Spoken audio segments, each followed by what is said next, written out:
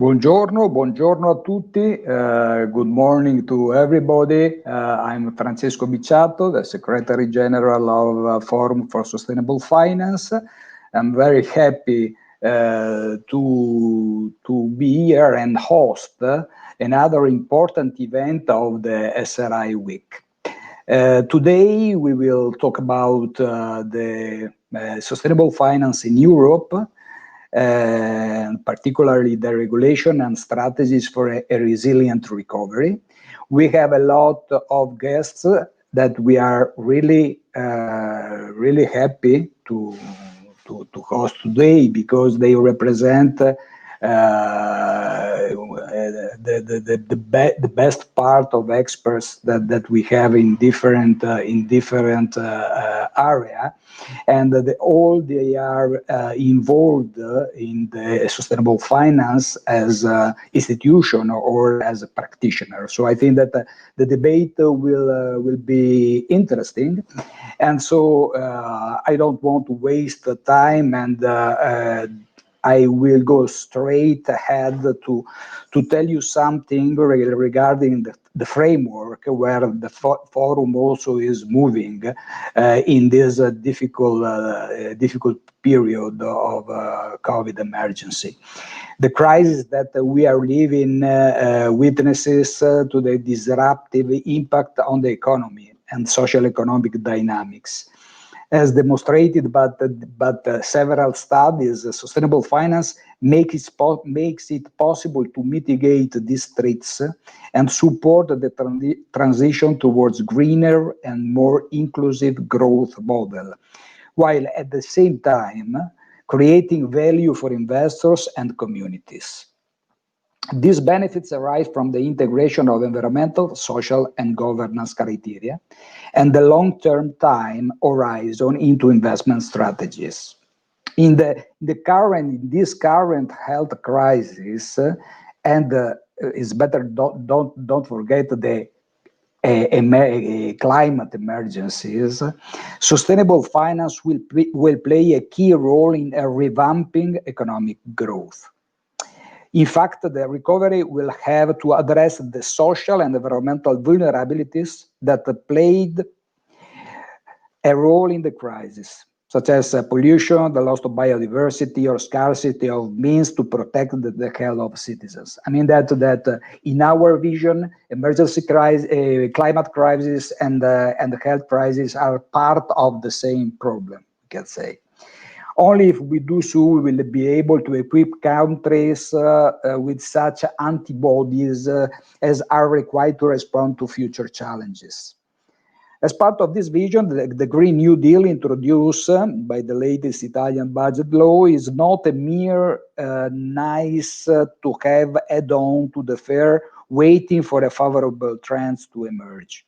Rather, it is a key tool to support a green and inclusive recovery, in line with the EU Green Deal and with the UN 2030 agenda.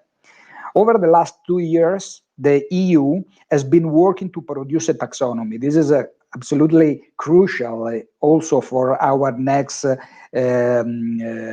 generation EU plan. We will talk about that also during our roundtable. A taxonomy which is a common language to enable states, enterprises, and investors to identify those economic activities that contribute towards achieving the EU environmental targets. It is important for the economic recovery plans to adopt this tool. This is the framework that absolutely we have to consider as a sort of guideline also for our country projects of recovery.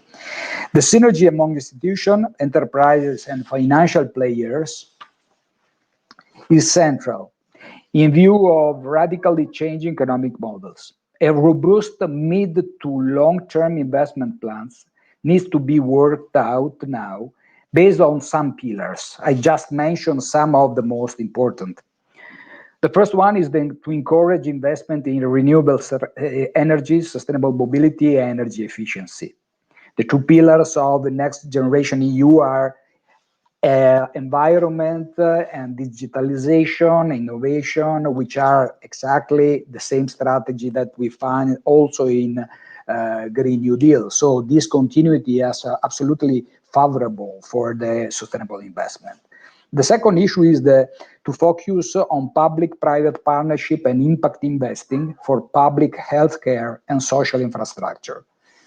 The third is enhance the value of the services provided to people, especially in the social and health spheres. It is very important to underline the role of third sector all over Europe, because during the crisis that we have in spring, but now also now, the role of non-profit organizations are absolutely crucial in order to mitigate the impact of the crisis over a welfare that in some places are in strong crisis. Foster green digital innovation and fill the digital divide, another area very important for the investors.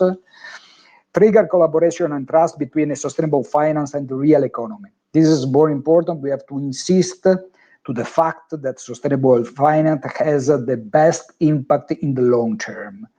And so short-termism is not the best strategy that we have to adopt now. Even we have to be very speed in provide the financial support.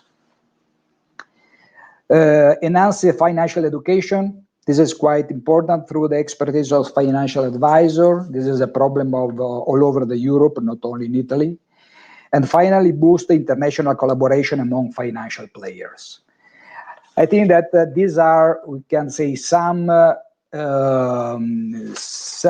issues that we want to stress, and we are open a dialogue with our institution, but also with our practitioners.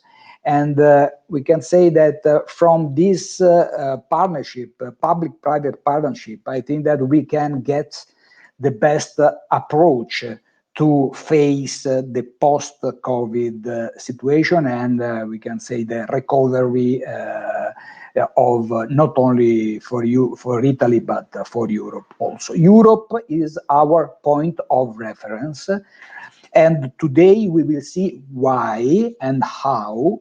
And so I will take the occasion to give the floor, and I also thank you very much, to Mr. Fabrizio Spada, responsible of institutional relation, European Parliament, Italian European Parliament. This is quite important because he's the voice of the European Parliament. And so I would like again to say thank you very much to Mr. Spada. Then I will take the floor again to introduce, we can say, the operative part of our event. So Mr. Spada, I give you the floor, please. Thank you, Francesco. Good afternoon to everybody. Many thanks for your invitation to this interesting discussion of one of the main EU priority in the context of the new European Green Deal.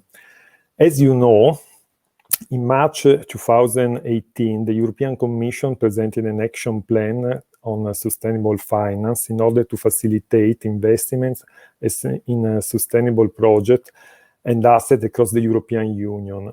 When we talk about sustainable finance, we generally refer to the process of taking into account environment, social, and governance consideration in investment decision making. To provide clarity on these issues, in May 2018, the European Commission put forward a package of 3 proposals, also including measures to create a sustainable taxonomy for the UE and establish a low-carbon benchmarks. In March 2019, the committees responsible of the European Parliament, ECOM, Economic and Monetary Affairs, and ENVI, Environment, Public Health and Food Safety, adopted a report on the Commission proposal calling for a number of changes. After interinstitutional negotiation, the Parliament adopted the compromise text in the second reading. The final act was published in the Official Journal on June 22nd. The European Commission, the European Parliament and stakeholders consider taxonomy one of the most relevant factors in achieving sustainable finance. In other words, the EU taxonomy is a tool designed to help identify projects that deliver on the green transition, then help polluting activities transition, as well as low-carbon activities access to finance. A unified taxonomy and the monitoring and sustainability of investment will support the uptake of sustainable finance in the European financial sector. Greater clarity on what can be considered an environmentally sustainable investment will facilitate access to cross-border capital markets for such investments. Moreover, there is consensus on the need to review the taxonomy regularly in order to align it with market developments. In fact, providing standard criteria will make it easier for investors to identify the relative environmental sustainability a given investment and to compare investment both national and across the member states. More generally, the expected EU added value of the proposal lies in its potential to enable the mobilization on sustainable finance across the EU, while ensuring a high level of financial stability. In the future, the European Union will evaluate whether it is appropriate to extend the scope of the proposed regulation to cover other objectives, in particular social ones, and the common notion on environmentally sustainable investment used in the EU and the member state legislation. The COVID-19 crisis presents Europe with a challenge of historic proportions. The European Union and its member states had to adopt emergency measures to preserve the health of the citizens and prevent a collapse of the economy. We should remember that this pandemic is only the first of what is likely to be a century of shocks related to environmental degradation. That is why all investments now need to consider issues of adaptation and physical resilience in the face of a rapidly climate changing and increasing climate impacts. This crisis teaches us that we also need to be aware of social, economic, and ecological resilience factors we need to address to be prepared to the future climate shocks. And the European Union wants to be ready for this challenge. Many thanks for your attention. I give you the floor, Francesco. Thanks.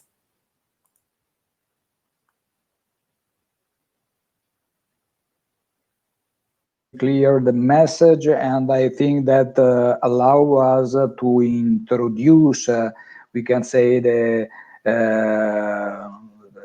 core of this meeting, and I want to give the floor to my colleague Federica Casarsa. Federica is responsible of communication and policies affairs at the Forum for Sustainable Finance. So Federica, I give you the floor for your introduction and to also invite our host, our guests that we are really happy that they are here with us today. So please, Federica. Thank you, Francesco, and good afternoon to everybody.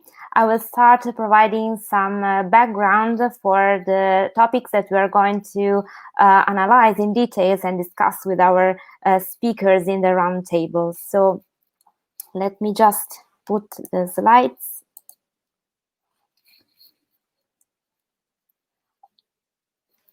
Okay, now you can see them, I hope. So let's start with the Next Generation EU. It is a recovery instrument that will allow the European Commission to raise funds to tackle the economic and social impacts of the crisis triggered by the COVID-19 pandemic. So in the communication outlining the main features of the Next Generation EU, the European Commission stated that EU Green Deal is Europe's growth strategy. This means that the European Commission wants to achieve the economic recovery through the priorities and policies of the EU Green Deal. The EU Green Deal is the European plan of reforms, policies, and investments to transition the economy towards a greener and more sustainable and inclusive model of economic growth. So the second point is that public investment should respect the green oath to do no harm, which means that public investments for recovery cannot support projects or initiatives that somehow undermine this transition towards a green and more inclusive recovery. The third point is that the EU Sustainable Finance Taxonomy will be used to guide investments in Europe recovery in order to ensure that they are aligned with the EU long-term ambitions. So the EU long-term ambition refer to the climate neutrality by 2015 and an increased social inclusion. So finally, last July, the European Council agreed that at least 30% of EU budget and the Next Generation EU expenditure must support climate and broadly environmental objectives of the European Union. So the Recovery and the Resilience Facility is the centerpiece of this Next Generation EU, and it will provide more than 670 billion in grants and loans to member states in order to allow them mitigate the economic and social impacts of the crisis. So the aim is not only achieving the relaunch of the economy, so economic recovery, but also to catch the opportunities of green and digital transition. So in order to access the resources of the Recovery and Resilience Facility, member states need to prepare the so-called Recovery and Resilience National Plans, providing details about the reforms and investment they want to carry out in order to achieve the relaunch of the economy. So it is important that Recovery and Resilience National Plan also include details about how member states want or plan to both mitigate risks and also catch the opportunities of green and digital transition.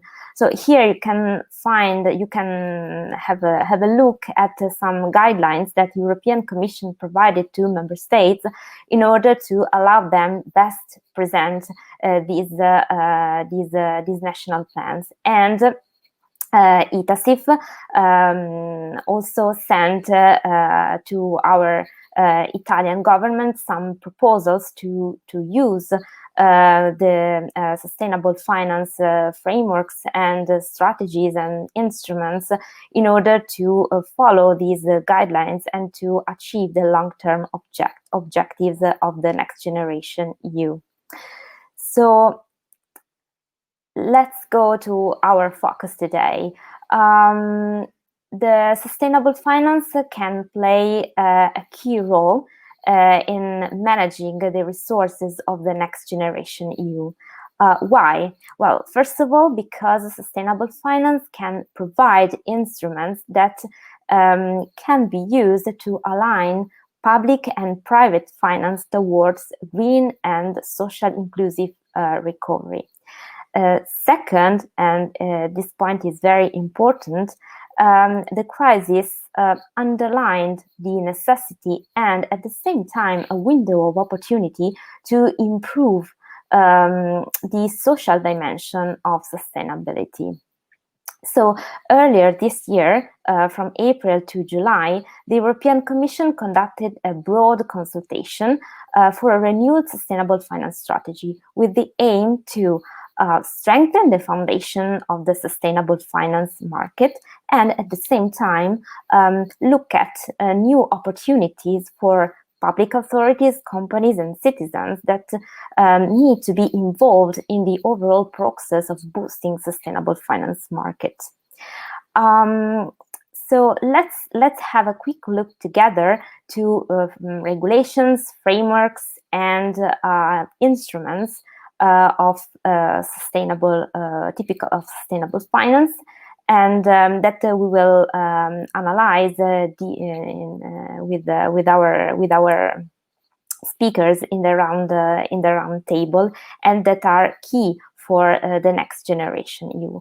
So let's start with the EU taxonomy of sustainable finance. This is a new common European classification for economic activities that can be considered environmentally sustainable and are aligned with minimum social safeguards.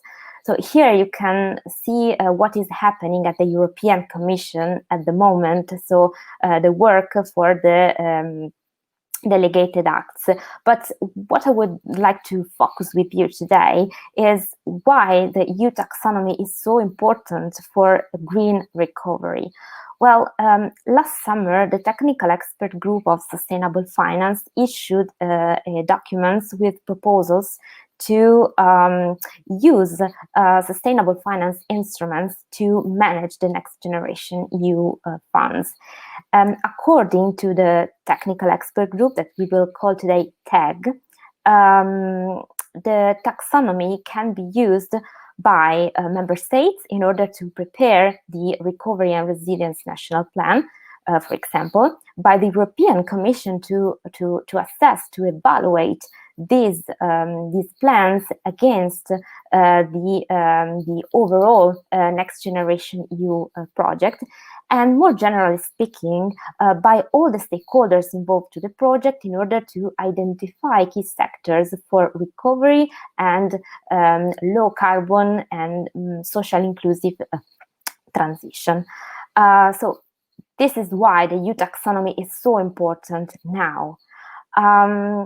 Climate benchmarks can be key instruments for the decarbonization objectives because of their features. For example, they must follow a decarbonization trajectory of 7% reduction of greenhouse gas intensity on average per year.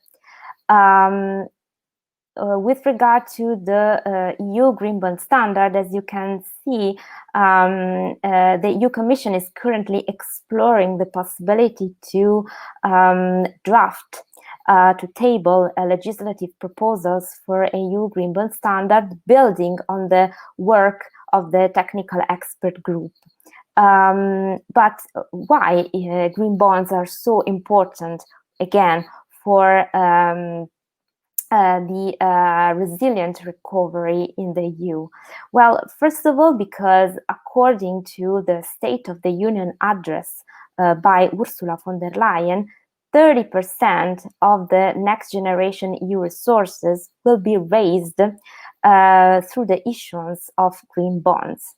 So not only green bond is a market that is growing, and especially with regard to social bonds this year, but it will be also key, central for raising the resources of the Next Generation EU. So I will just briefly go through the other topics because we are going to analyze them in details later with our guests. So the non-financial disclosure directive will be important for the non-financial disclosure regulation, will be important for increasing transparency, and we will analyze it with EFAMA later. The European Commission is also exploring the possibility of an initiative on sustainable corporate governance to improve the regulatory framework for companies with regard, for example, to human rights, responsible management of supply chains, long-term approach, and the creation of value for all the stakeholders. So there is more coming out from this initiative. The non-financial reporting directive and also the non-binding guidelines on climate information that were released last year by the technical expert group will be also central, very important to increase the amount and the quality of ESG data for companies and investors.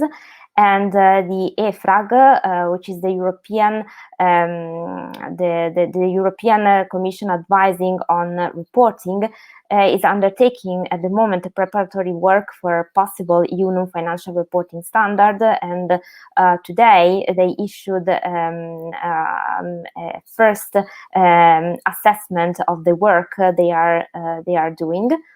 And finally, the EU eco-label for financial products will be an important label and certification to assess and to communicate the environmental quality of the products. So let's go to our roundtable, and let me introduce you to our speakers today, and we can stop the presentation. Just a few seconds. Okay. Sorry. Okay, I needed to close the window. Sorry. So let me introduce you to our speakers today. I'm very happy to have them with us in this SRI week. So we have today Lucia Alessi, project leader and the financial stability and risk at the Joint Research Center of the European Commission. Hi, Lucia. Thank you. Hello, everyone.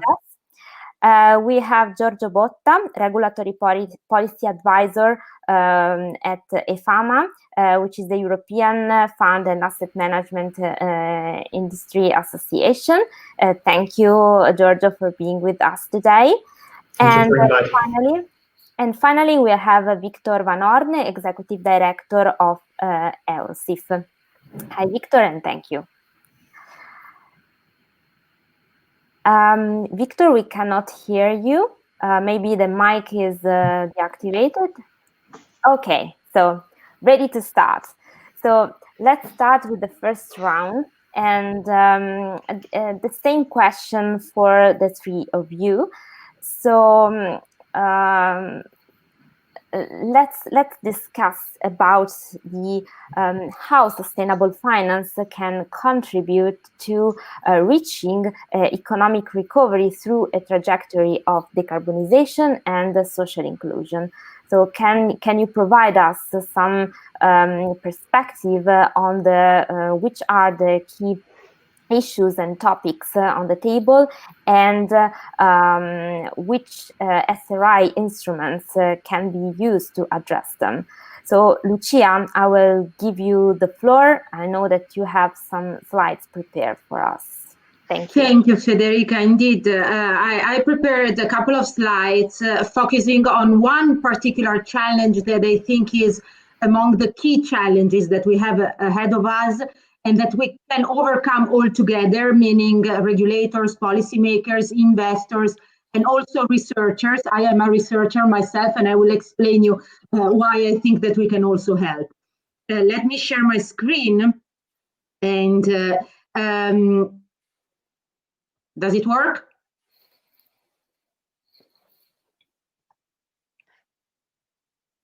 Can you see my presentation? Can anyone tell me if you see the presentation? Okay, I assume you see it. All right, so this is the challenge of transparency.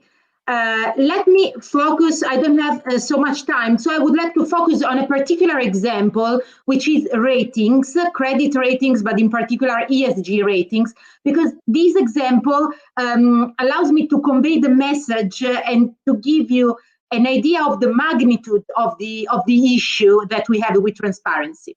So looking at credit ratings, for example, we all know that ESG risks will likely materialize into financial risks for investors.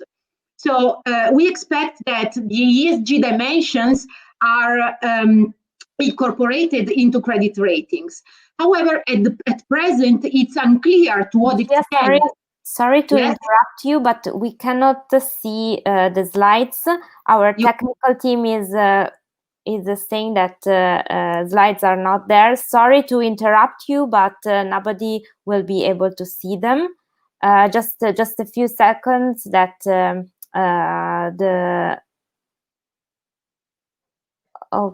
okay, so you have to share your screen. And let me redo it. Let me redo it. Okay, somehow the button is now not. You have to not clickable. Yes, you have to click on the window displaying your screen. All right, here we go. Sorry. Okay, so are you seeing the presentation now?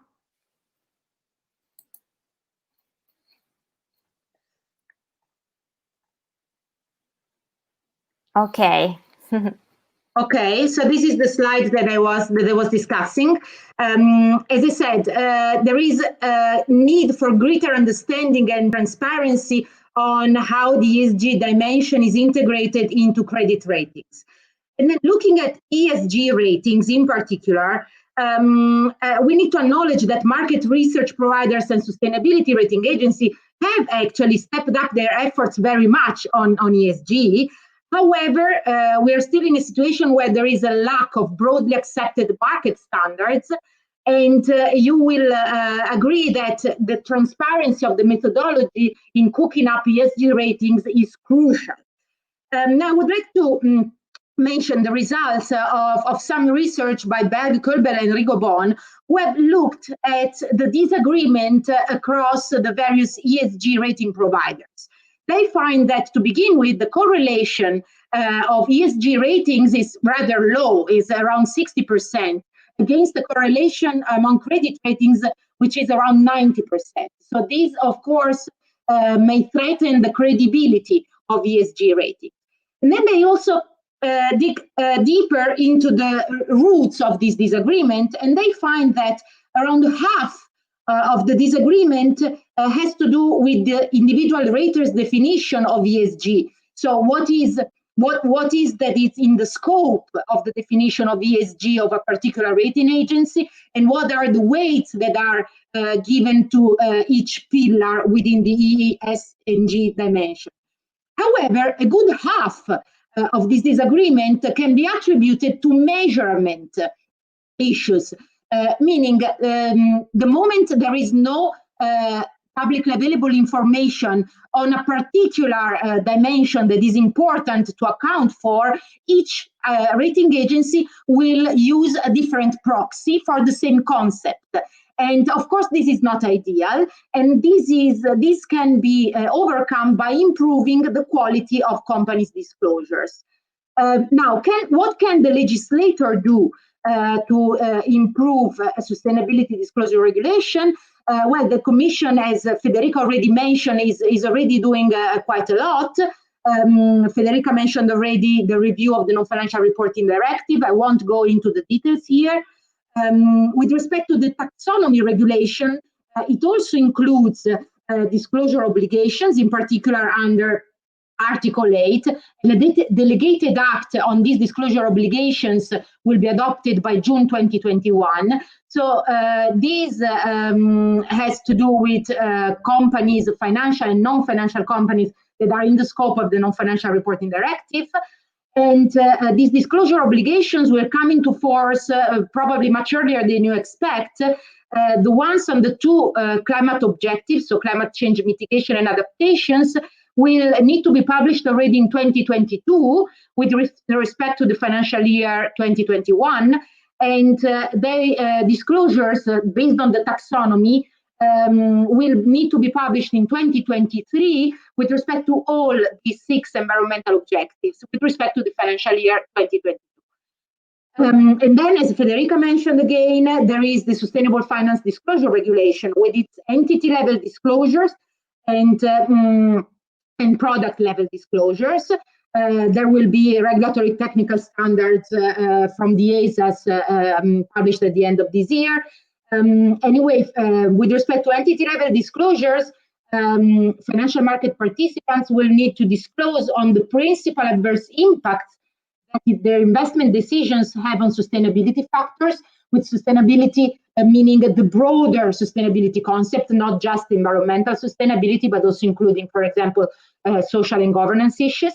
And there will need to be statements on the due diligence policies in relation to the broad sustainability dimension. And then there are the product level disclosures in the SFDR, which have been amended by the taxonomy regulation. And in particular, those financial products that contribute to an environmental objective or promote environmental characteristics will need to explain to what extent their investments are aligned with the taxonomy. And then finally, for larger banks, there are also ESG disclosures within the capital requirements regulation as amended last year, which will apply as of June 2022. And basically, banks will need to disclose twice a year about ESG risks. So as you can see, there is quite a bit going on in the regulatory landscape, but there is also a lot that investors can do. As you might have noticed, there will be disclosure obligations for companies that fall under the NFRD, and this includes also larger investors, of course, that will need to disclose under the NFRD. That means that these investors will need to disclose about the degree of taxonomy alignment of their exposures or of their portfolio. Now, of course, there isn't in information out there yet that is taxonomy based, because investee companies do not yet disclose based on taxonomy. So there will be a gap period where investors, or at least larger investors, will need to disclose based on taxonomy, but they won't have information on their or suitable information from their investee companies, or at least they won't have it because the obligation is not yet in place.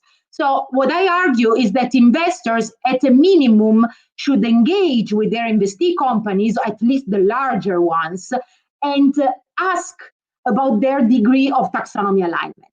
I suggest that investors should do that, as I said, first, because they will need to disclose themselves.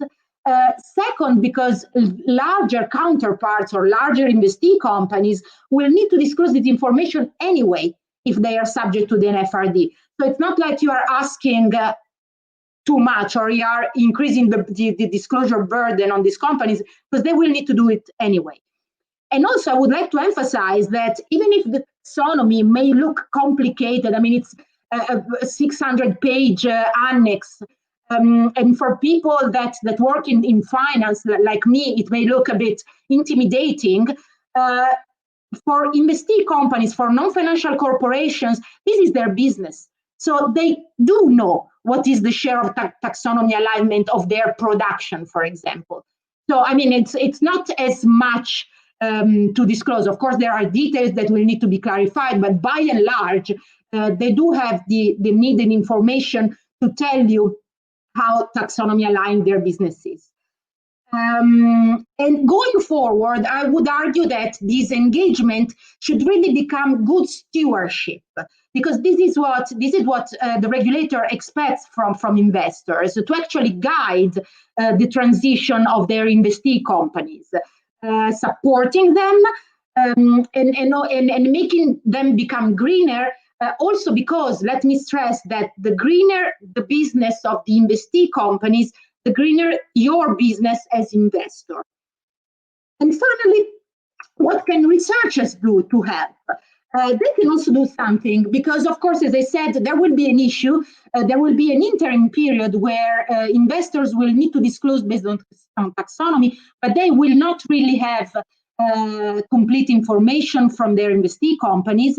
And if you think of small and medium enterprises, it's likely that you will never probably have very much detailed information on their taxonomy alignment. It's probably also unlikely that you would be able to engage with dozens of hundreds of different counterparties.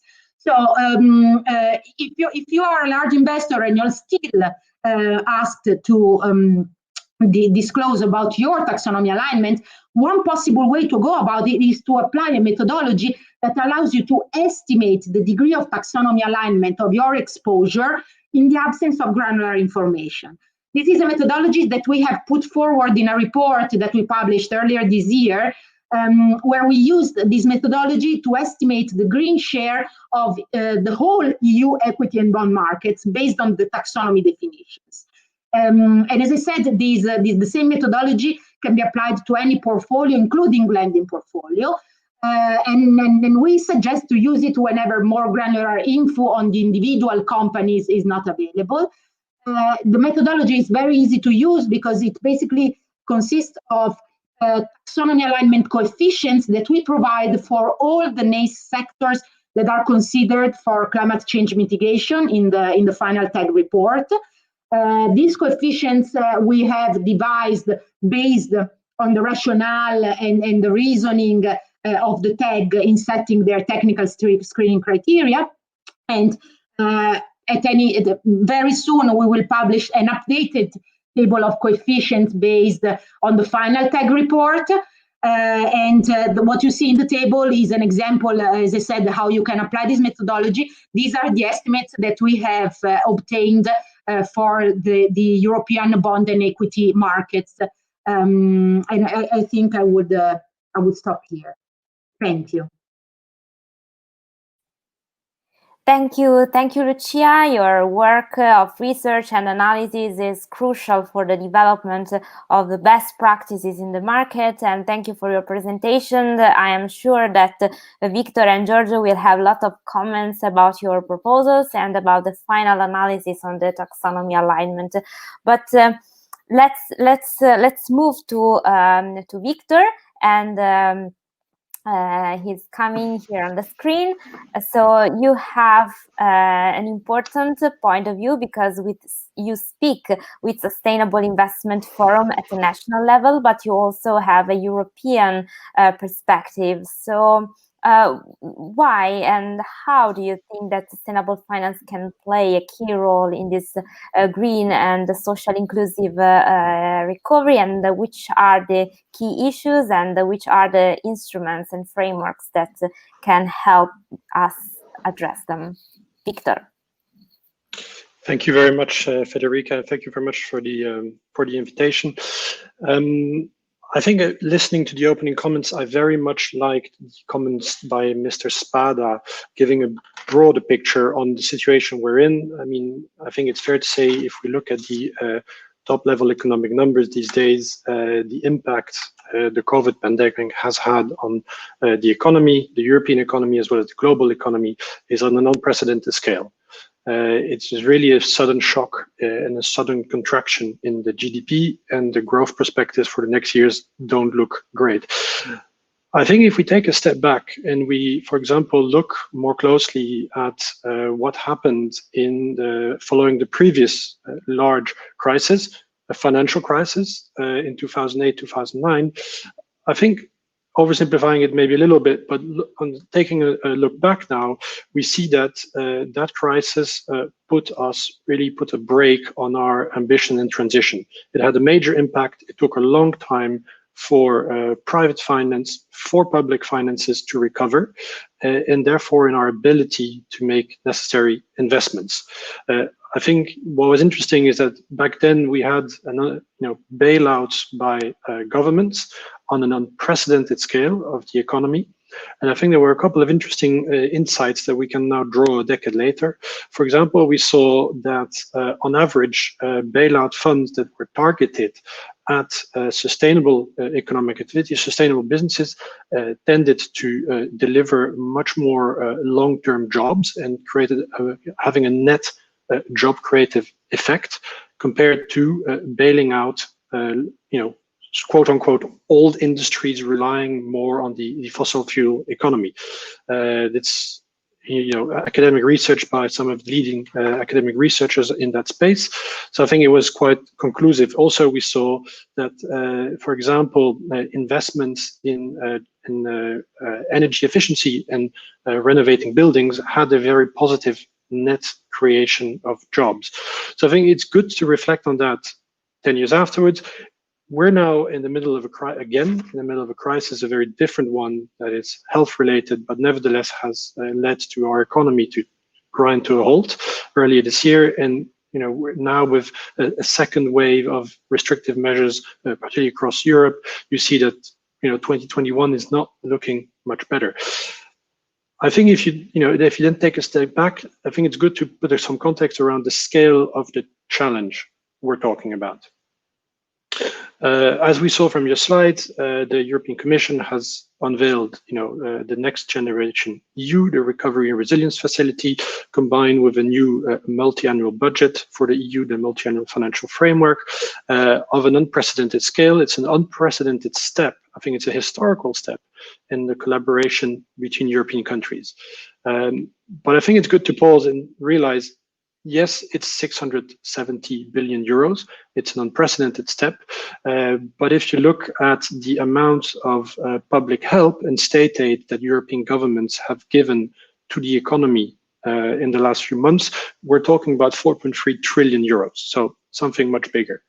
If then you look at our best guess around investment needs to reach decarbonization, environmental objectives, social objectives, we're talking, at least when it comes to our 2030 objectives, we're talking about 500 billion euros of investment needed a year.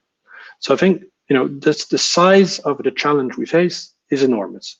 But I think there are hopeful signs. We've seen from the past crisis that putting our money in sustainable economic activities tends to have a positive effect, as well in our ability to plan and face future challenges when it's around environment and climate change, but can potentially have a very positive social effect by creating jobs which are longer lasting, are more resistant potentially to competitive pressures from disruption of industries, but also what you see is that they can create jobs across different levels of skills, from rather low skilled or jobs to high skilled jobs. So I think that's also very important from a social dimension.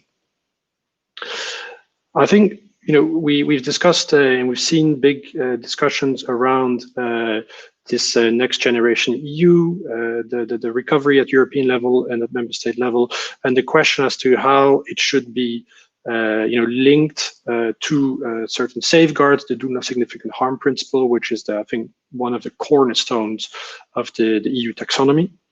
And I think it's very clear that those instruments like taxonomy can help us a lot in achieving that challenge. I think it's good to there again be a bit nuanced. If you look at the aid that this budget is planning to propose, as well as the state aid given by governments, I think we should distinguish between what I call capital support, investment support, and liquidity support. I think this year the governments really had to inject a lot of liquidity in the economy, help businesses and households survive unemployment, the furlough, temporary job loss, revenue loss. So I think there, truth be told, an instrument like the taxonomy is probably less well suited for that exercise. However, of course, there's also a very big investment component in that support, really a capital investment perspective, where an instrument like the taxonomy is really helpful. And I think it's helpful, particularly if you think that if you look at reaching our, for example, our climate goals by 2030, the EU is in the process of adopting some more ambitious goals with a 55% reduction of CO2 emissions. Of course, with the 2050 objective of carbon neutrality, which will hopefully late this year be enshrined in the European climate law. If you think about that, and you think that the investments which are required in energy, transportation, in manufacturing, these investments, which can be large infrastructure investments, can have a time horizon or investment horizon of 20 to 30 years. If you think about that, and that capital will be then locked in those projects for 20, 30 years, we're in 2020, 30 years later, we're in 2050. So I think it's vitally important that this money meant for investments is spent in the right way. I think that's the first point. Second point is a lot of the investments required may, over time, if we see a good pricing of environmental externalities like, say, greenhouse gas emissions, may become more investable or bankable to the private sector. And some already are. If you take an example of for example, wind energy, offshore wind energy and onshore wind energy, 5 years ago, needed subsidies to be viable. Nowadays, you can build certain of these projects without actually any government support, and private investors can absorb that risk. But for a lot of the investments that we need, they reliant on maybe new technologies or different scales, or are simply not very profitable projects. So it means that for a lot of these investments, we will need some risk mitigation tools, risk sharing tools, which involve public funds.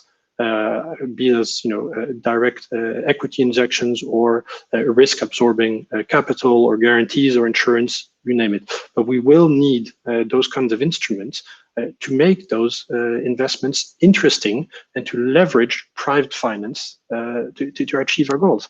So I think these are all very important things.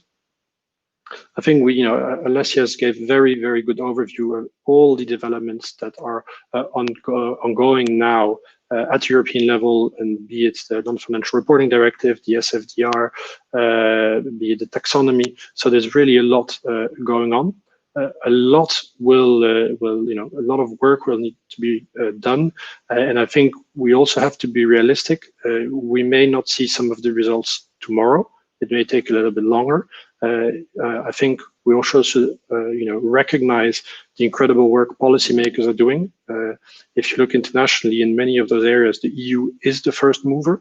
It is the first mover, and therefore it means it has no other workable system necessarily to copy those. So it does mean that we may not get everything right from the beginning, but I think there's a role for organizations like ItaSIF and Eurosif to help policymakers in having the dialogue and that multi-stakeholder dialogue along the road, so we deliver those results. So why don't I stop here? Thank you, Victor, and very interesting inputs. And I'm sure that we will come later to these topics.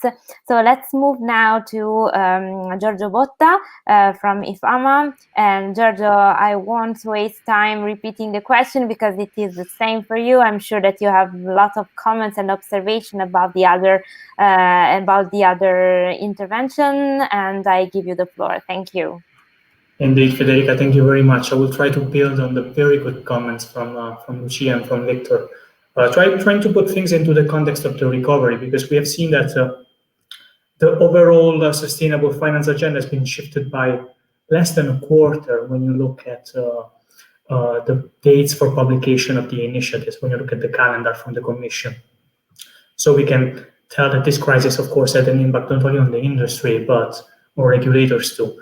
But it's a small change, and it doesn't really translate into less ambitious objectives at the European level. On the contrary, the pandemic really strengthened the position of the EU Green Deal as the flagship initiative of the Commission. If anything, the crisis placed even stronger emphasis on what is effectively a growth strategy, which now has become relevant also as a recovery strategy.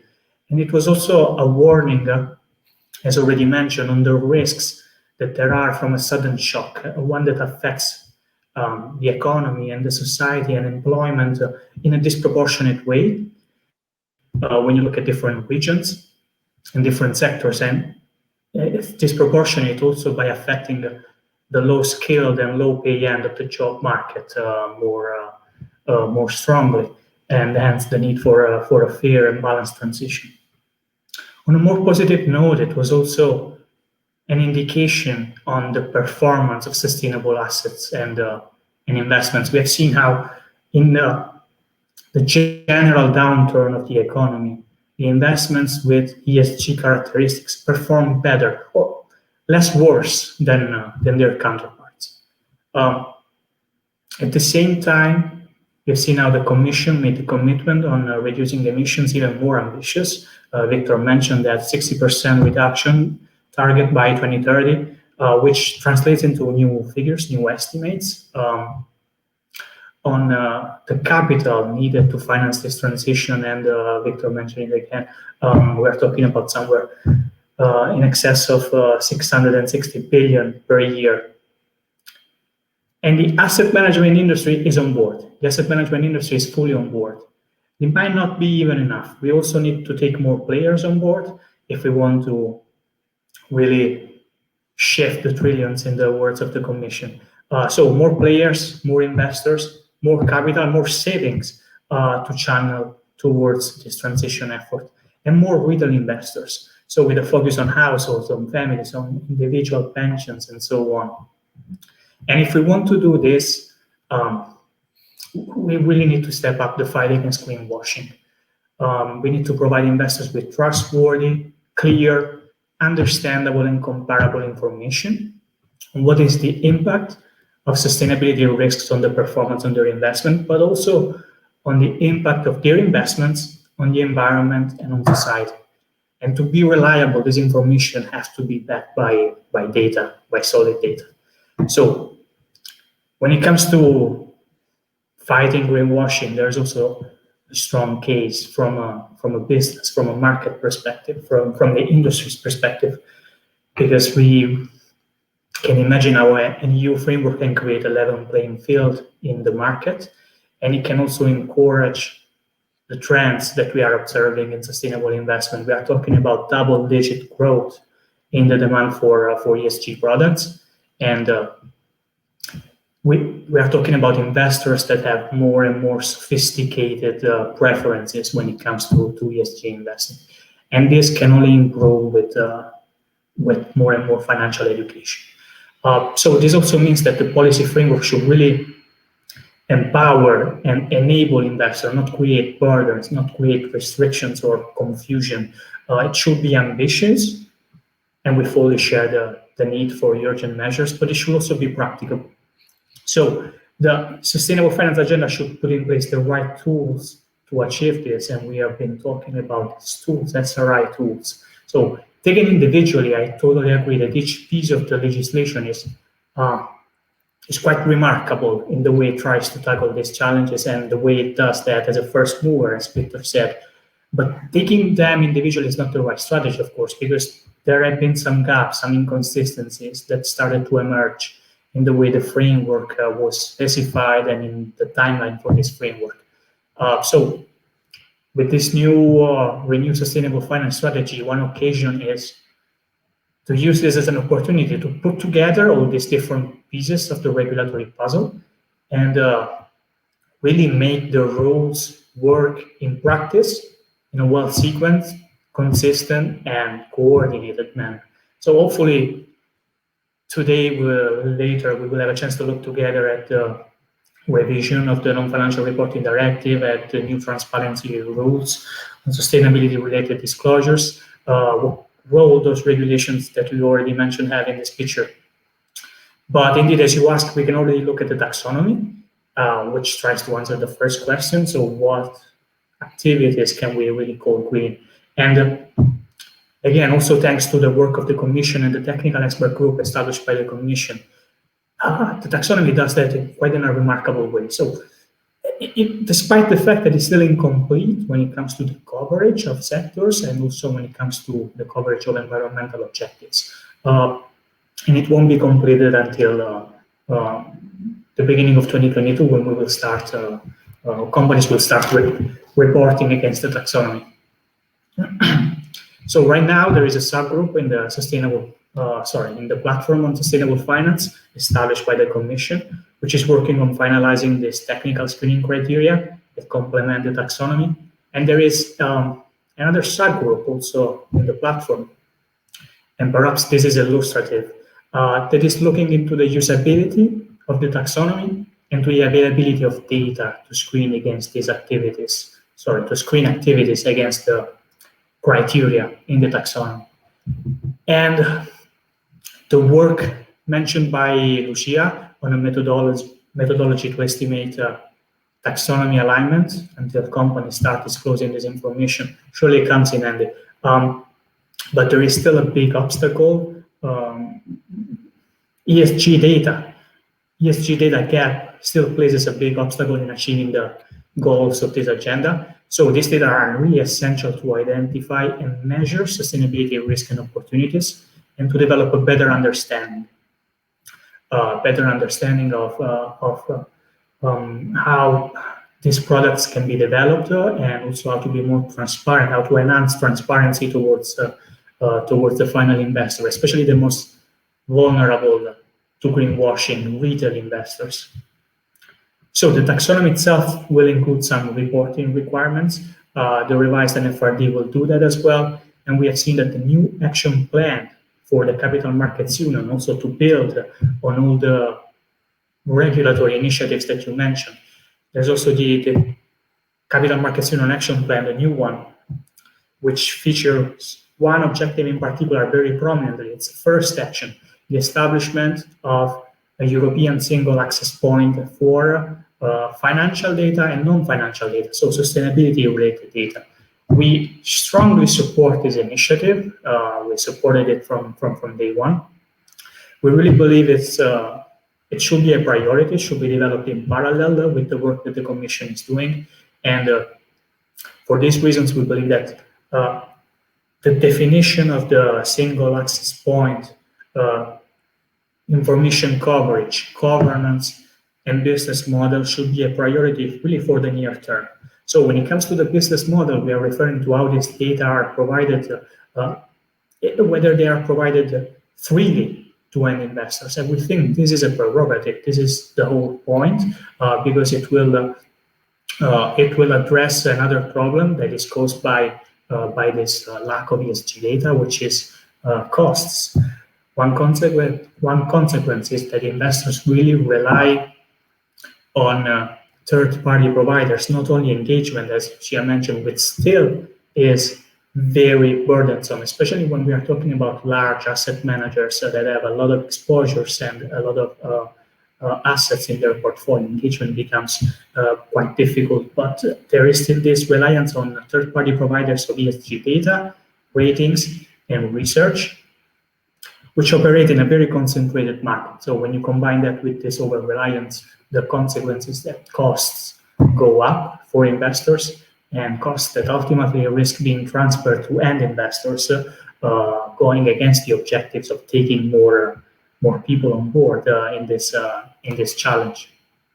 So this is very important. Also, when it comes to what kind of information should be provided, it's yet again another occasion to bring together this regulation and provide information that are relevant for investors to comply with their own disclosure requirements and relevant to end investors to use. So information provided under the taxonomy, under NFRD, and information needed by investors for their own disclosure requirements. And I will conclude that. Hopefully we can elaborate throughout the rest of the panel, just to give you an idea of what we are looking at. Thank you very much, Giorgio. And you already mentioned lots of interesting issues that need to be analyzed, and so I will follow up to your previous comments to introduce you to the second round of this roundtable. And we understand that to increase capital flows towards sustainable projects, we need to boost the SRI market, and transparency is key for achieving this objective. So we know that labels, disclosure, and ESG data are key to improve reliability, transparency, and comparability between factors. So let's focus with Lucia on labels and certification. Lucia, you are working on the EU Eco Label for financial products.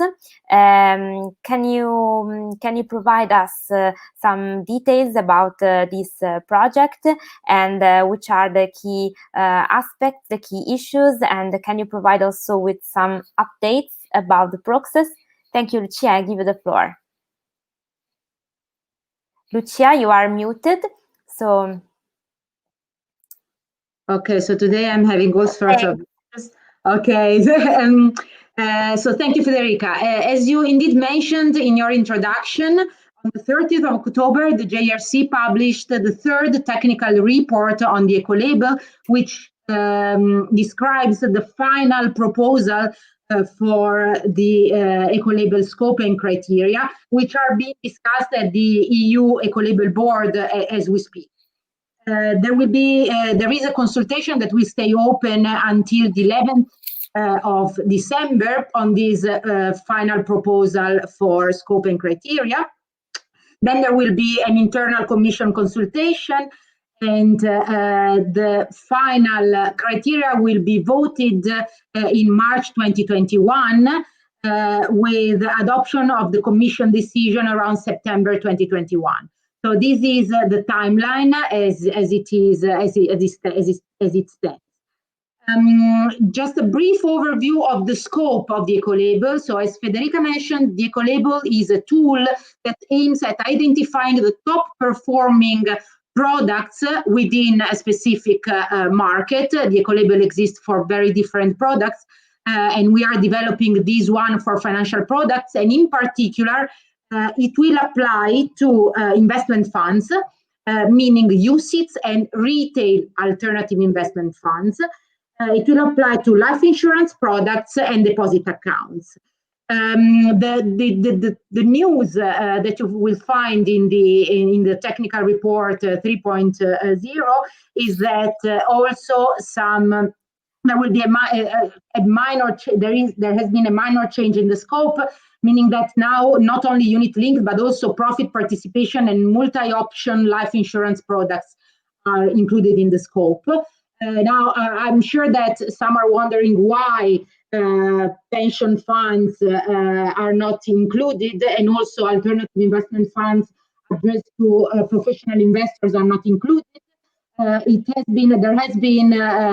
legals have been at work here, and it was not possible to include pension funds because only a minor share of the market pertains to products that allow the final retail customer to choose about the fund. And with respect to to AIFs addressed to professional investors, the eco-label actually targets primarily retail investors, so it was not possible to include them. But the first revision of the eco-label criteria, which has been anticipated to 2022-23, will possibly include a further extension of the scope. So this is the proposal on the table. Now, as you know, there are a set of criteria that a particular investment fund or life insurance product or deposit product needs to fulfill in order to be eligible for the eco-label. And one of the most important criteria, one of the most debated criteria is the one that has to do with the share of greenness of the product. So basically, the final proposal is as follows. So at the whole portfolio level for investment funds, the thresholds, the greenness threshold, and by greenness I mean the degree of taxonomy alignment. So green is the taxonomy definition of green. Is as follows. So for AIFs, this has been raised to 70%. For bond funds, for UCITS bond funds and mixed funds, it is set at 50%. And for UCITS equity funds, it has been raised to 40%. However, in this last version of the criteria, to incorporate a forward-looking perspective, CapEx or projected percentage of green revenue growth are also taken into account in the formula to compute the overall greenness of the product. And then there are also criteria at the asset level, so at the level of the individual investee company. And in this respect, for example, with respect to bonds, issuers must have a share of green revenues above 50%, or they need to be companies investing in transition. And also with respect to equities, there have been introduced these concepts of companies investing in green growth or in transition. So these are the companies basically so the companies investing in transition are the companies that have a relatively low share of green revenues, so below 50%, while the companies investing in green growth are those that are already comparatively very green, so above 50%. There has been an Excel tool provided in order to allow investors to actually apply this formula that over time has become more and more complicated to, of course, take into account the various important dimensions, including the forward-looking dimension. This distinction between companies in transition and in green growth is included in this new criterion too. Then there is a criterion on exclusions that was there already, and which has been slightly amended by removing or aligning some of the definitions of exclusions. And basically the overall aim has been to align the exclusions with the do no significant harm criteria that are put forward in the taxonomy report. Then there are social and governance aspects that are listed under criterion 4, and engagement again being very important in the context of the eco-label. There have been set minimum targets for company dialogue, and the criterion has been made more specific on process outcomes, monitoring and reporting. In particular, the fund manager shall show how they exercise their voting rights. And then there are a couple of criteria on how to present relevant information. I think that, and also a criterion 6, on reporting on the impact, on the environmental impact of the financial product. So reporting on the measures that are taken and as a consequence of the green investment. I would invite whoever is interested in the very fine details of each of these criteria and scope to consult the report, which is available online. It's a 150-page report, and as I said, the consultation is open until 11th of December. Thank you very much, Lucia. We see that the work is very complex and it needs the dialogue. Yeah, definitely. I mean, behind these criteria, there are 2 years of continuous confrontation and dialogue and discussion with all stakeholders, and there is also a good deal of research, empirical evidence. So, of course, we still have a long way ahead of us to get it perfect, but I believe this is already a very, very good compromise. We do believe so, and we invite all the people listening and be interested to surf the internet and go through the report, because it's really interesting, and the EU Eco label can be a key instrument to enhance the transparency. But let's focus now on another piece of regulation, which will be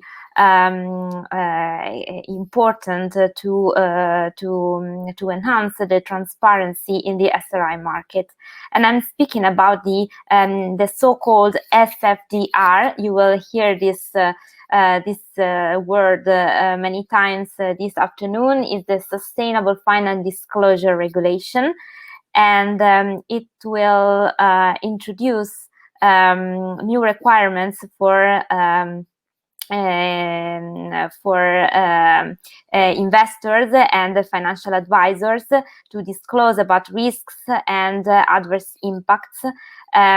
Lucia already mentioned the importance of this regulation with regard to transparency, and it will be crucial for investors and especially for the asset managers.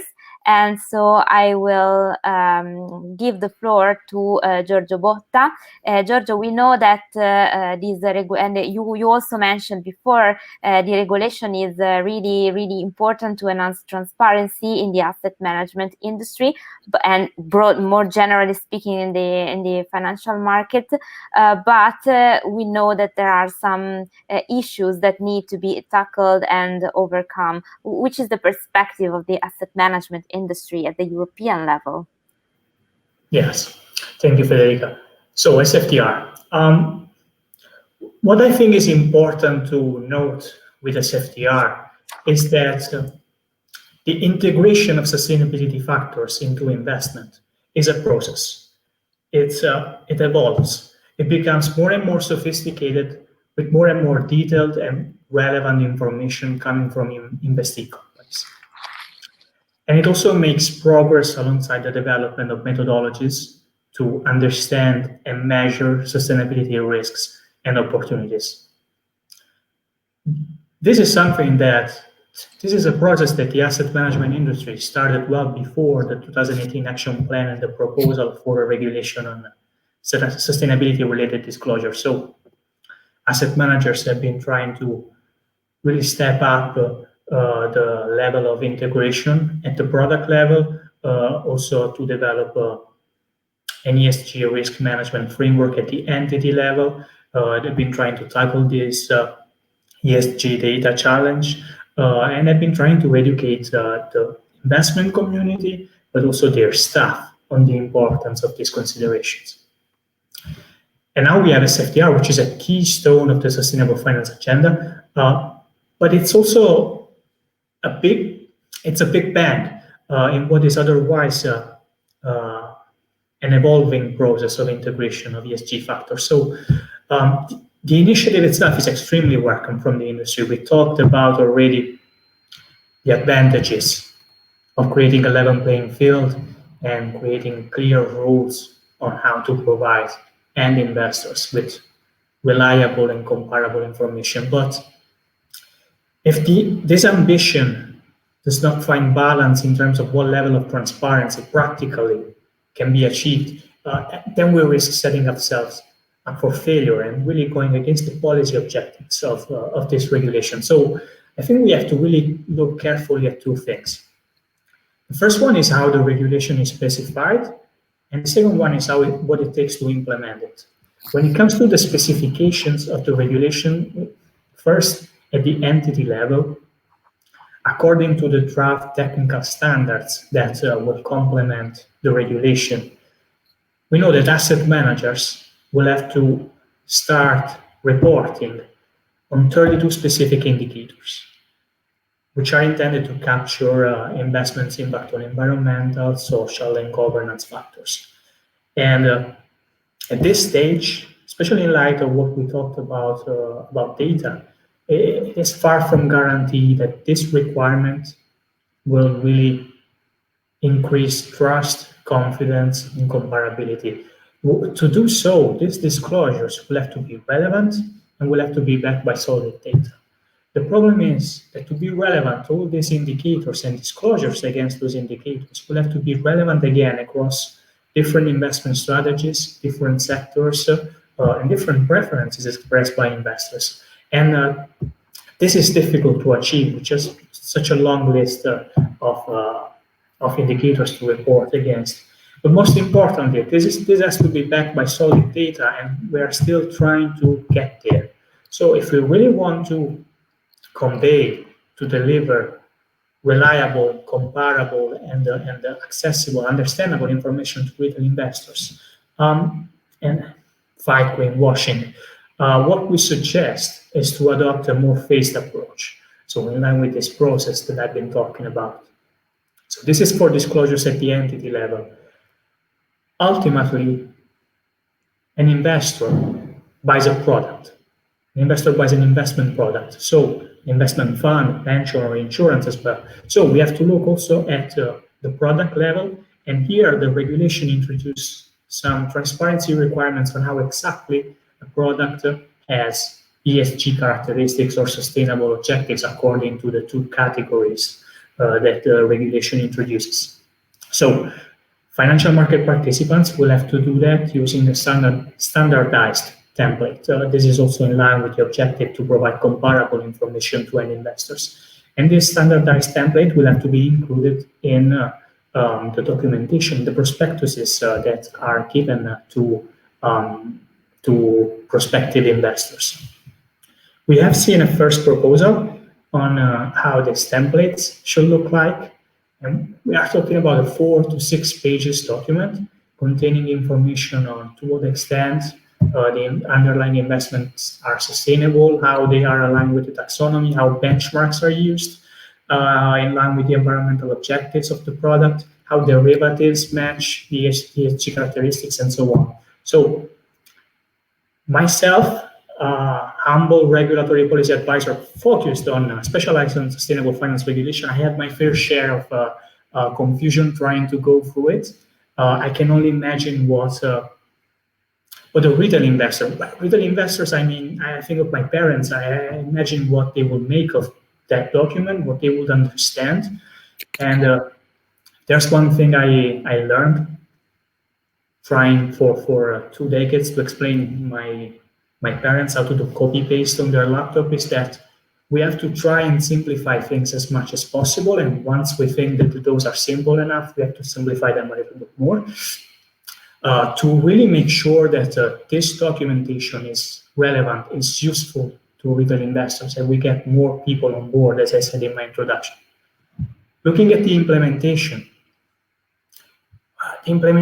of this broad and new set of rules can take up to a year. It depends on the size and on the resources of each specific asset manager. But we talked with our membership, and it can take up to a year. Again, this is a big bank. It takes time. It has costs that are not just associated with reading data. Costs are associated also with training staff, with new staff, with an IT infrastructure, with having all the models and tools to do this assessment. So it's very costly, and there are still many questions around the implementation. To give you a sense of that, now at this point, EFAMA's resources are quite mobilized towards trying to provide the best guidance possible to our members on how to implement this regulation. And luckily, regulators we see are considering give more time to the industry.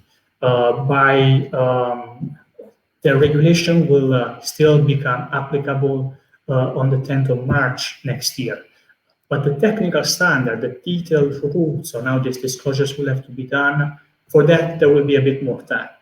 And this could be a welcome development if confirmed, but it also creates problems in the interim period from the application date until when these rules will apply. And there is the risk that different national authorities across European member states will take different approaches in interpreting those rules. So there is a very strong need for legal certainty in this interim period and to avoid differences in in interpretation, which ultimately will affect the distribution of these products. So it's important to ensure supervisory convergence across member states, and this will ultimately ensure that the implementation efforts, which are many, will not be duplicated, and also ensure, and that's even more important, that investors will be provided with, and investors will be provided with the same safeguards and with the same information independently from where they are located. Thank you very much, Giorgio. You mentioned key topics, of course, and we know that we are on the right way, but there are things that need to be fixed and to be improved. So we remind that we are waiting for the regulatory technical standards from the European supervisory agencies with details on how to disclose with regard to the SFDR. And so we will see what happens. So as you mentioned, Giorgio, we need to find a balance between transparency and usability of these disclosure. This is important, and we will come back later to this. But you also mentioned the importance of having a large amount of ESG data of quality. So the non-financial reporting, and more specifically non-financial reporting directive, is crucial in this field. So I will give the floor to Victor Van Hoorn from Eurosif. Can you please provide us with your insight on the non-financial reporting topic? Thank you, Victor. Thank you very much, Federica. I think, as we've heard from Giorgio, as we've heard from Lucia before, ESG data and the quality and accuracy of it remains an issue. And I think it is an issue because the whole sustainable finance architecture, be it the taxonomy, be it a disclosure, be it the low carbon Paris aligned benchmarks, are all pieces of legislation that are data intensive. They require a lot of data to run properly and to therefore also achieve the public policy aims that we envisage. So I think it's very clear, and I think the signs are all there from the European Commission that next year we can expect a revamp of the main piece of legislation in Europe, the non-financial reporting directive. But I think it's good that we're also aware that this is not a development happening in a vacuum. At European level, there's a lot happening at international level, be it from private standard setters, be it from other jurisdictions, international bodies, such as the IFRS Foundation, the Task Force on Climate-Related Financial Disclosure, TCFD. So there's a lot of activity going on in that space. There's a famous, what we now think refer to as the alphabet soup of acronyms and different standards, which makes it challenging as well as for reporters, so issuing companies that have investors, as well as the users, the investors and other stakeholders in government, to make sense of what data we need. And I think for me, the first key point to really emphasize is the question of where are we trying to go? And therefore, in our journey to achieve those objectives, what data is material? And I think where you see that Europe has taken a very specific orientation with the first version of the non-financial reporting directive, and then the non-binding guidelines under that legislation, as well as 2 years ago the guidelines from the technical expert group on incorporating the TCFD recommendations into the NFRD. Europe has made the choice of going for what we call double materiality, which is that ultimately we are looking for information from companies about how ESG risks impact their business, but also information about how their business impacts those broader ESG factors. So it is double materiality, which I think at this stage is a very European specific item. Whereas at international level, we see a lot of developments, but at this stage, maybe a different level of ambition where it seems to be focused still on financial materiality at this stage. So that issue of materiality will be key when we revise the non-financial reporting directive, because it determines exactly what we're going to aim for across a number of issues. I think the first question, of course, remains which entities are going to be required to report that information. At this stage, it's mostly considered companies with 500 employees or more. There are debates around lowering the threshold to have more companies in scope, as well as potentially including very specifically companies that are privately held. That obviously will create an issue, and I think we've touched upon it earlier today already, is how do you make it proportionate for the SMEs, as SMEs in many European countries are the backbone of the economy, and need to remain competitive. So that will be a big issue.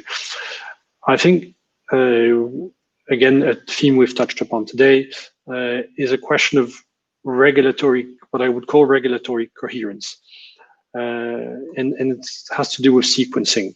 We're in a situation now where potentially the SFDR disclosure regulation will start applying. Certain obligations of the taxonomy will start applying, whereas the companies, the issuing companies in Europe are not yet required to report versus those very same indicators expected from the financial sector and investors. So here there's really an urgent need to get that regulatory framework to be coherent. So literally that the NFRD mandates to issuing companies to report across the indicators that are required on the disclosures regulation, report versus information that would allow investors to apply the technical screening criteria that are established on the taxonomy, information that will also allow investors at some point in the future, hopefully, to make a better assessment of, for example, how their investment portfolios are aligning versus the climate objectives of 2030, 2050. So I think here there's a lot of work that needs to be done. I think it's very important as well, that the system is based on a solid amount of trust and reliability. So I think we'll see is the big push by the investment community to make sure that that data is somehow subject to a robust audit or verification system, however you want to call it, but at least that investors can rely on the data to make their investment decision. I think that's the most important, but also to satisfy their reporting requirements. So I think these are some of the issues that we can see emerging. I think there's a very good summary provided today by the EFRAG in its interim report on the development of sustainability reporting standards. So the big question will be, as I said, on materiality, will Europe decide to pursue very clearly its double materiality agenda and maybe develop its own set of standards? I think there we can expect certainly that we won't be reinventing everything from scratch. There are many private standards already existing around ESG reporting that are out there. But I think this perspective is very important, double materiality, because it features also prominently in the SFDR. To come back on what Giorgio just said, I think for us, the Eurosif, the big game changer of the SFDR, it's no longer only about what is necessarily financially material to companies and to investors, but it works the other way around, with asset managers being required to report on the principal adverse impact indicators. So providing a bit more transparency about how their investment decisions may impact sustainability at large more broadly. This is a big change. I think it's something we'll see more and more going forward. I think the asset managers in the space that are the front runners have been used to that for a while. They see it as a advantage to distinguish themselves from others. So I think I don't think it's necessarily an enormous challenge for everyone, but it's clear that it will take time. I think we should be under no illusion that the first set of disclosures will probably be having gaps and not being all of perfect quality. That will evolve. But I think what I definitely see for me as the big game changer actually is not so much the technical rules that we're expecting and across 2021, but it will be the ones expected in June 2021, which are about ensuring how people report on the alignment of their business at the issuing company, but also the alignment of their portfolios at product level with the EU taxonomy. Because while there's, we're still in the phase now where there's a lack of clarity, I think, on the different classification of different investment products on the SFDR. So a lot of questions and interpretation questions are occurring within the industry on how people should label their products. But I think, that discussion will potentially become slightly less relevant at the stage where certain products will be required to report against taxonomy. The taxonomy will in a way offer an objective benchmark for the alignment of portfolios. And so we will hopefully be able to compare all those products against the same metric. That being said, my last point here is that the evidence we are getting from asset managers and asset owners at this stage, when it comes to applying the taxonomy in this analysis, is that there is huge challenges, of course, in terms of data, but as well in terms of what we call the do no significant harm analysis. So whether the investments you make that are green also do not harm the other environmental objectives. And there we see a lot of different interpretations, often in good faith because of a lack of data. But that is a real, area where further work needs to be done to avoid that market fragmentation that Giorgio talked about, so that we can truly start comparing those products against each other, and that we are not comparing apples and pears, but we are comparing like for like. Thank you very much, Victor. Thank you for pointing us these crucial issues with regard to data. So I know that Lucia have some comments about the disclosure, and we'll ask Lucia to add the comments briefly if possible, because we need to move to the third round with a few minutes for it. So please, yeah, Lucia. no, I mean, the thing is that I like very much Giorgio's comment on, why are they asking for so many indicators, a few dozens? I mean, isn't that too many? Part of the reason is that there is a lot of greenwashing out there. So the legislator really needs to make sure that financial market participants that would like to greenwash their products have their life very difficult. For example, why do you ask for the sectoral disaggregation of the exposures? Because if a fund labels itself low carbon, and then you figure out that it's investing 100% of the assets into financials and technological stocks, then I'm not sure you can call it low carbon. At least that's not what you would expect. So, partly it's because of that. Done. Okay, Giorgio, do you have just 20 seconds reply? And so we can move to the other topic. I will ask kindly our technical staff to assist us. Thank you, Giorgio. No, I totally agree. It's exactly the point, to fight greenwashing and to provide information that are relevant and backed by solid data at this stage. So the 32 indicators, including the optional one, 50 indicators, very relevant, very useful. We need to make sure we don't mislead investors by using too many estimations, too many approximations in these disclosures. Otherwise, we're back at greenwashing. Just that. Okay, thanks. So we understood that this is a hot topic, and it is very complex to find a balance again between transparency on one side and fight to greenwashing on one side and usability on the others. So regulators and financial market participants must share common intentions on this. Thank you very much. We have I just have a final question, and I will kindly ask you to answer in 1 or 2 minutes. And I'm sorry, the topic is relevant because the social dimension of sustainability.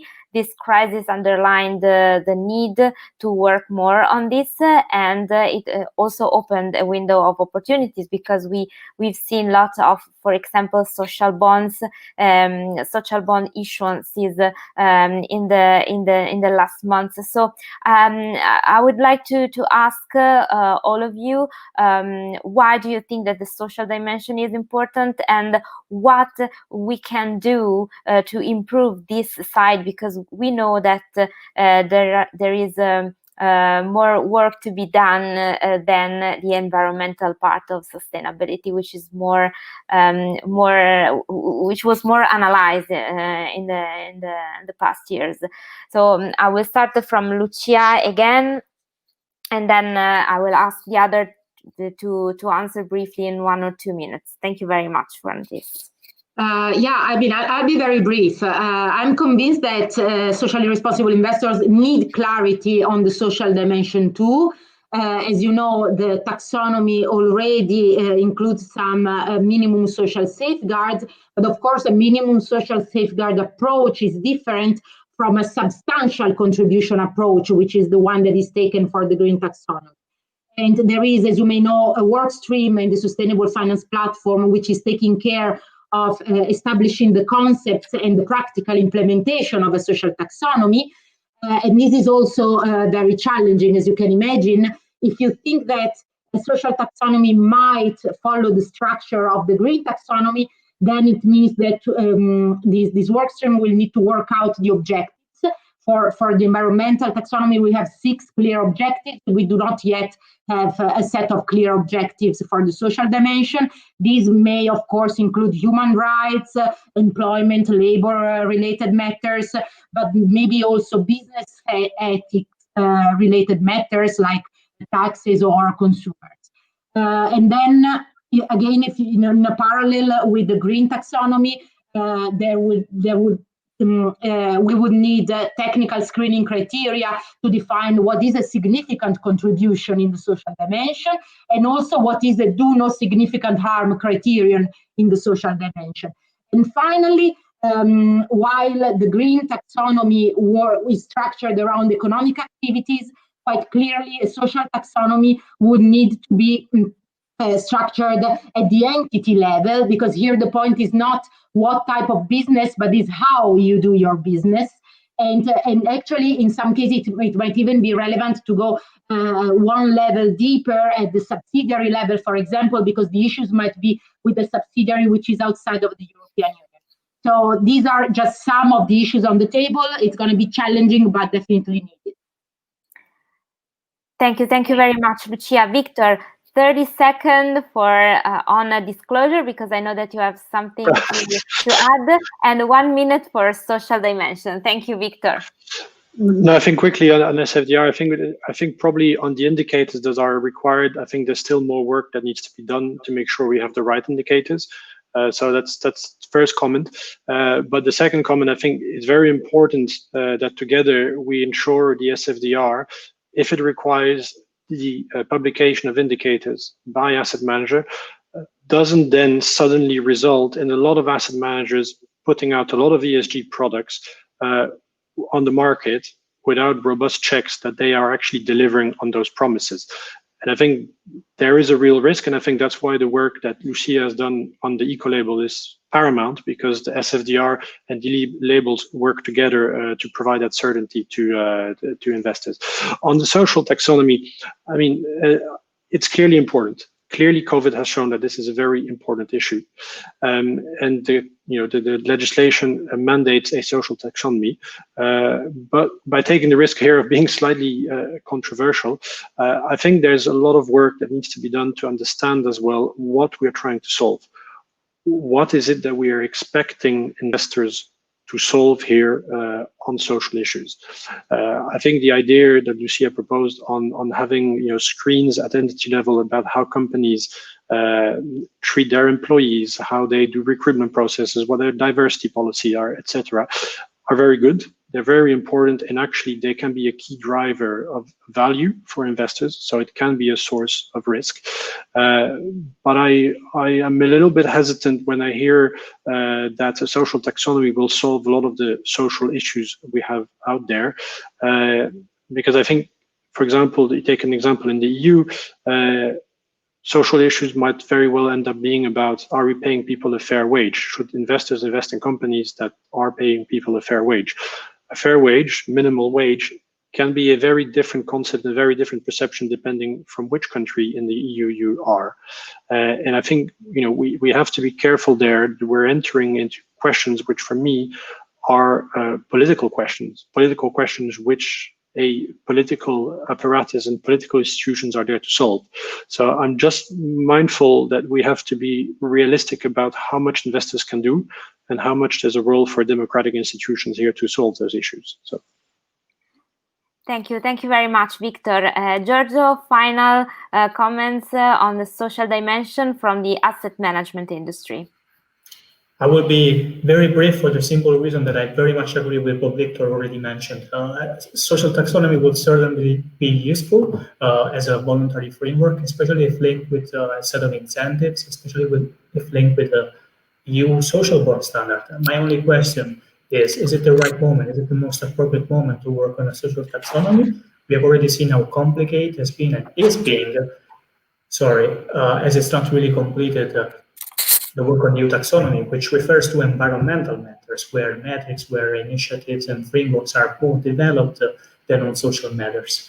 So my question is it the right moment to use resources for this purpose? We can, in the meantime, work with the minimum requirements in the environmental taxonomy and with market-driven initiatives which are coming and which are being developed.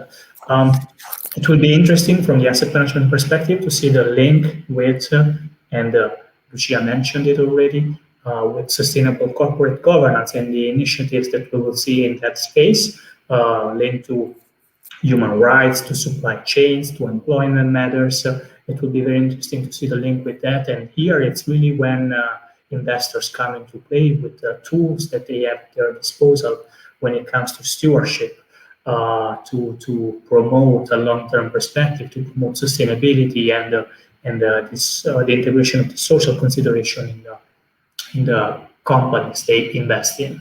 So we also look forward as part of this to see initiatives that empower asset managers even better to perform this role and this duty as stewards to promote sustainability in the companies. Thank you very much, Giorgio, and thank you very much for our speakers. My sheet for notes is full of notes, so thank you very much because you provided us with a lot of interesting topics to discuss. But I will move now to introduce you Pietro Negri, who is head of sustainability and the corporate governance at ANIA, which is the Italian Association for Insurance Companies.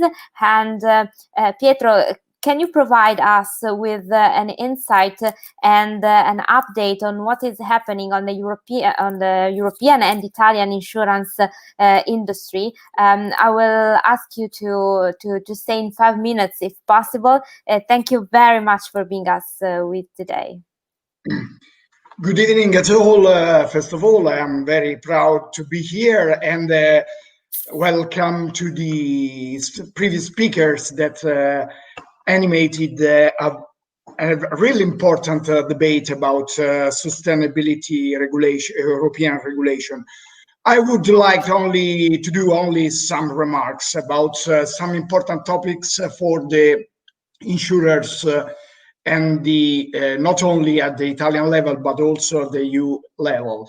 Taxonomy. First of all, looking at the taxonomy regulation, you have to consider that insurers cover two different roles. First of all, we are investors of long run, and we are involved by taxonomy.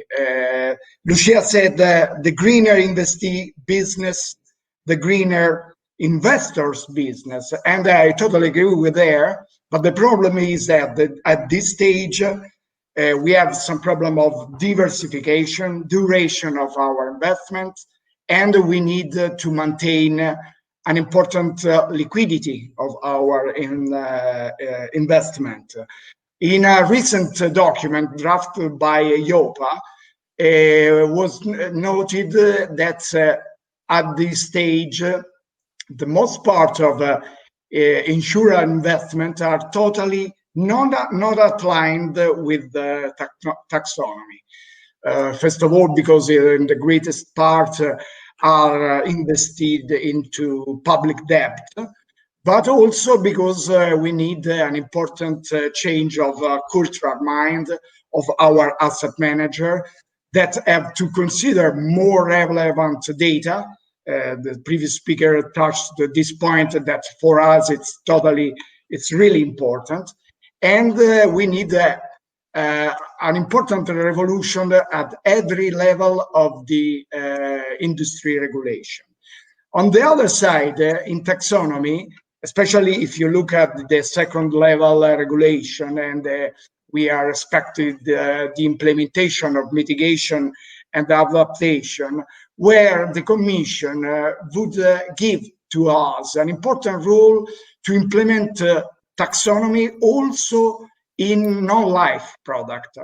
That is our core business. We are underwriter of risks, and what Commission would ask to the insurers is consider as more possible the sustainability into the risk assessment, the actuarial calculus of premium, the role of to help our policyholder to implement more strong point for prevent risk. And this is a real ambitious role that could give us a great responsibility, and where we are ready to put in place an action with the public sector, but it needs a more general approach from public institutions. On the second hand, I totally agree with Giorgio and Victor point about the disclosure regulation. At this stage, the information requested by the supervisor authority are really too much, because too deeply, and going too deeply into a detailed declaration and description on our investment. And at this stage, maybe could be a wall to innovation. And I talked to my colleagues, and they are really worried about this bulimia of rules, and because they need to implement several rules in a very short period. And because at the latter stage we will start to implement the regulation at the beginning of next March, but it's very important for changing all our procedure and to invent a new product. And this one, it's very important also because in the next week we are expected amendment to MiFID II regulation and also IDD regulation, where we will have an important role to profiling our policyholder, to understand better their demands and needs, and also under a sustainability point of view. And looking at the eco-label, it's maybe at the stage the sweetest part of the sustainable cake, because I don't think that there are so many insurance products or financial products at this stage that could go under the eco label that we are going to draft in the next month. And the last but not least and really important topic for insurers is all the debate that is in course in this time around the reform of new financial regulation directive. Because at this stage, from every part, there is a request for a global standard setter. And there is a great pressure, especially from USA, to reduce the element of non-financial regulation, disclosure regulation, and also the non-financial directive, to have only a common framework at the global level. Insurers at this stage think that it's better to support the European actions, and we are really supporting to EFRAG mandate, because at the European level, insurers thinks that the approach chosen by the European Commission is much more precise and include also the S dimension that the previous speakers touched. That is really important also in this period, under the COVID period, and also to describe better the European character of these topics. I think that the debate will be very, very strong. Insurers are really involved into this debate. I don't say anything about sustainable corporate governance because I'm waiting for the end of the public consultation. But we think that will be really important for our business model. We need a top-down approach, a stronger top-down approach, to be sure to implement in the better way the new European legislation. I think that is enough. I leave the floor to you, Federica. Thanks a lot. Thank you, Pietro. Very interesting insight. So I thank you very much, our speakers in the roundtable, and Pietro also for the final remark. Francesco, I will give you the floor for a final Q&A session. And thank you. Okay, thank you, Federica. So I have one question for Lucia, one for Giorgio, and two for Victor. So what I ask you, please, 1 minute to answer, so we can close on time. So I start with Lucia. They ask, okay, don't you think that the present approach to taxonomy is more suitable for big companies and not consider the SMEs' difficulties to demonstrate their alignment to SDGs? Well, in 1 minute is really difficult. What I think is that every firm knows its business. So, as I said already, the taxonomy might look complicated to us because we are finance people, but even a small enterprise, they know what they are doing. So I don't think it's that complicated. And I would like to use 10 seconds to follow up on one thing that Pietro said that I found very interesting. He complained that there is a lot of pressure on investors to align to all of these regulations. I would like to reassure everyone that also the Commission and the ESAs, everyone is under extreme pressure to work on sustainable finance. But we are doing this because we only have 10 years at most to save the planet. That's why we are doing this. Okay, thank you. Pressing to everybody. So, Victor, a couple of questions. The first one comment about SURE mechanism, okay, and the other is how to overcome the finance problem linked to the just transition, considering the differences in terms of social and economic and environmental condition of the European countries, especially Eastern Europe countries. How to see this? Please. These are very, very easy questions in 1 minute. No, I'm joking. Yes, of course. I understand. Just one comment is not more. No. Look, I think just transition is very important. We've seen the amount, as I outlined at the beginning, the size of the investments needed. If you think about the magnitude of the change of our economies in key sectors to reach the decarbonization trajectories, the changes are huge. And of course, certain regions have far more profound change to undergo than others. I think it's good the issue politically is there at European level with the just transition mechanism, but I think let's not fool ourselves. It's too small for the size of the challenge. So we will need to think about how we address that because we need functioning societies and functioning political discourse to do that transition. If it doesn't work, then we will have a huge problem.